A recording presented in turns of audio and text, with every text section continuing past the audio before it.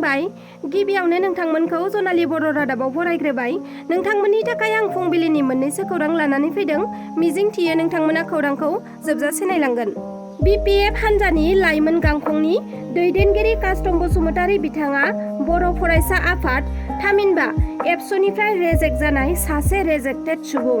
बे गोख्रों बाथ्राखौ बुंथिदों उदालगुरि जिल्लानि UPPL हान्जानि आफादगिरि रबिन्द्र बसुमतारी बिथाङा। थांनाय साननैसो सिगाङाव तेलामारा होननाय जायगायाव बाथौ महासभानि मोनसे गिदिर जथुमा जानो गोनाङाव BTRनि मावफुं सोद्रोमा प्रमद बर' बिथाङा जायगानि हिसाबै प्रिपारेसननि थाखाय खौरां लाहैदोंमोन, जेराव हम मिनिस्टारबो फैनाय जागोन। बे समावनो BTRनि मावफुं सोद्रोमा प्रमद बर' बिथाङा रायजो राजाफोरजों लोगोसे जिरायफानानै लाल साहा लोंदोंमोन। बेखौनो सोरबा सुबुङा बिहार बथलनि सावगारिखौ एडिट खालामनानै प्रमद बर' बिथांखौ जौ लोंनाय महराव ससियेल मिडियायाव भाइरेल खालामदों। जाय सावगारिया दासान्दि ससियेल मिडियायाव भाइरेल जागासिनो दं। बेबादि सोद्रोम गैयै आखुथायनि महर होनानै BTRनि चिफ प्रमद बर' बिथांखौ लाजि फोनांनायनि सायाव उदालगुरि जिल्ला UPPL दोलोनिफ्राय जोबोद दुखु मोननाय फोरमायथिदों आरो हारिनि थाखाय समाजनि थाखाय गिथावना आरो मुगैथावना होननानैबो बुंथियो UPPLनि आफादगिरि रबिन्द्र बसुमतारी बिथाङा। बेबादि जौ बथलनि एडिट खालामनाय खामानिखौ BPF हान्जानि दैदेनगिरि हाग्रामा महिलारिखौ थोंजोङै आसि थुनानै बाथ्रा बुंनायखौबो नुनो मोनदों UPPL हान्जानिफ्राय। जेरै लाइक फादार लाइक सन होनना बुंनाय बादिनो हाग्रामाया गावनो बिदिखाय गावनि मावथिफोराबो हाग्रामा बादिनो थांबाय थादों होननाबो बुंथिबावो बिथांमोनहा। आरो हाग्रामाया पावार गोमानानै फाग्ला बायदि बोरदों आरो बिथांनि साननाया एबा सिन्ताया मैदेर फाग्लानि बायदि जादों। लोगोसे BTCखौ फोजोबस्रांनायनि लामायाव लांगासिनो दं होननाबो गोख्रों रावजों बुंथिदों UPPL हान्जानिफ्राय। आरो बिथांमोना बुंथिबावदों दि हाग्रामाया नंखाय बाथ्राफोरखौनो बुंनानै BTCखौ सालायबोदोंमोन। दाबो नंखाय बाथ्रा बुंनो थाखाय कास्टम बसुमतारीखौ हायार लाबोदों। जेराव कास्टम बसुमतारी बिथाङा BTCनि थागिबि मानसि नङा आरो एबसुनिफ्राय रेजेक्ट खालामजानाय सासे रेजेक्टेड मानसिसो होननानैबो बुंथिबावो रबिन्द्र बसुमतारी बिथाङा।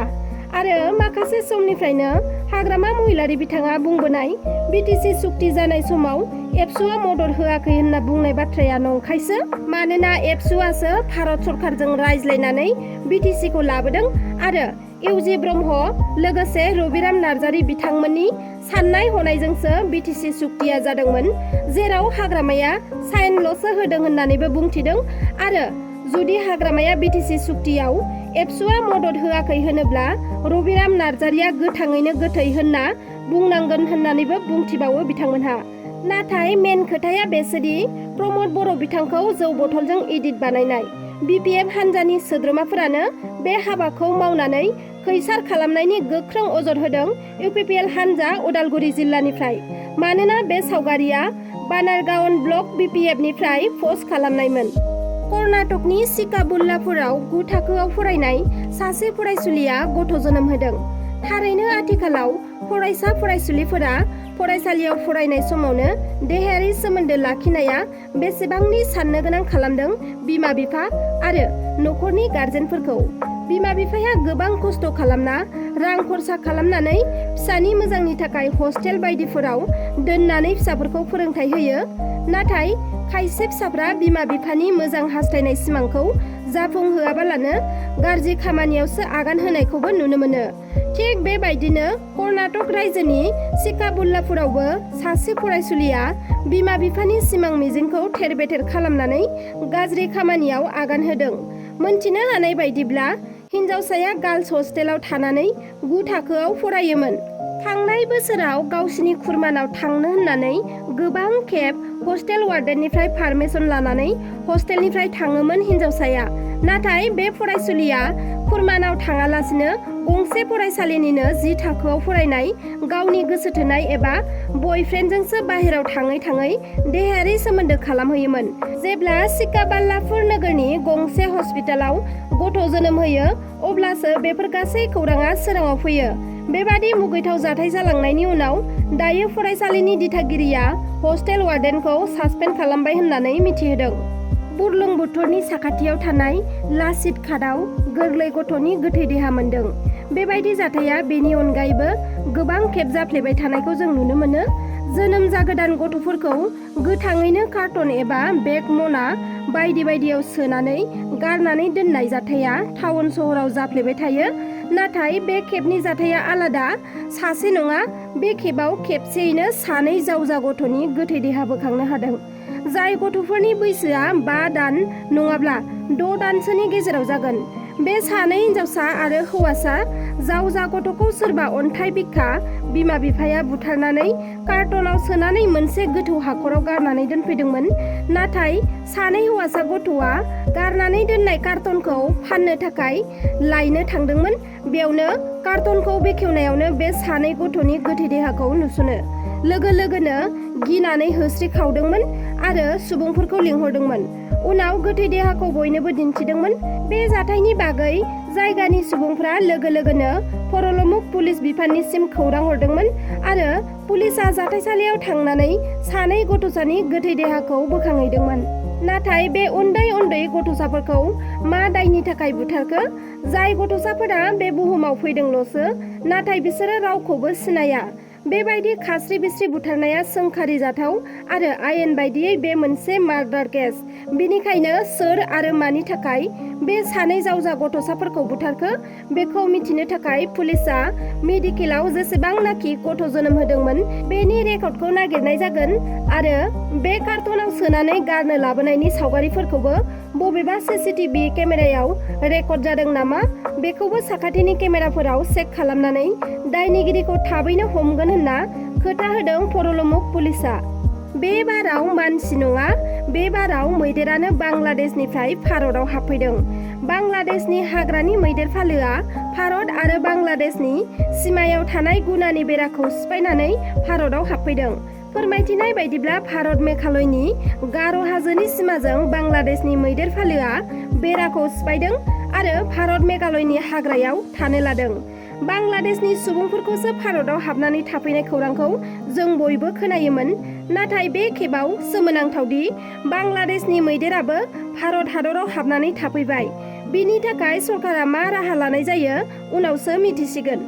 बाक्सानि सासे आइजोआ गोब्राब बेरामाव भुगिनानै दं। बिथांजोआ फोरमायथिनाय बायदिब्ला लकडाउननिफ्रायनो गोब्राब बेरामाव गोग्लैसोनानै दं आरो बेराम नायजा नायजा गासै सम्पथियानो जोबलांजोब्बाय। बिनिखायनो नोंथांमोननिसिम बेराम नायजानो थाखाय अनसुंथाइ बिदों। अन्नानै बे भिडिअखौ जेसेबां हायो एसेबांनो शेयार खालामनानै हो, जाहाथे बिथांजोनि भिडिअआ बयनिसिमबो गोसारो आरो रायजो राजानिफ्राय अनसुंथाइ मोननानै बेराम नायजानो हायो।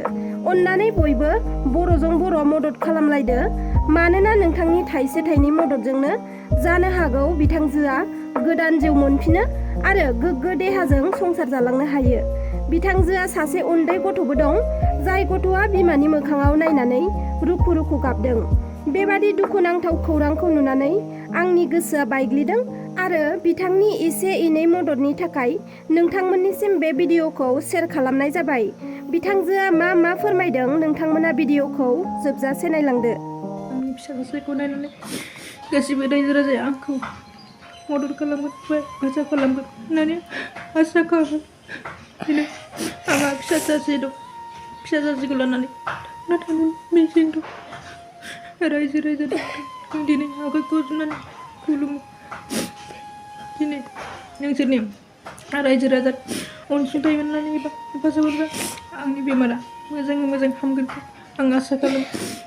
दिनै आंनि हां लानो हाया, दिनै किडनि प्रब्लेम जानानै थानायखौ रायजो राजाया नायसंगोन, अनसायगोन होनना आंखौनो मिजिंथियो।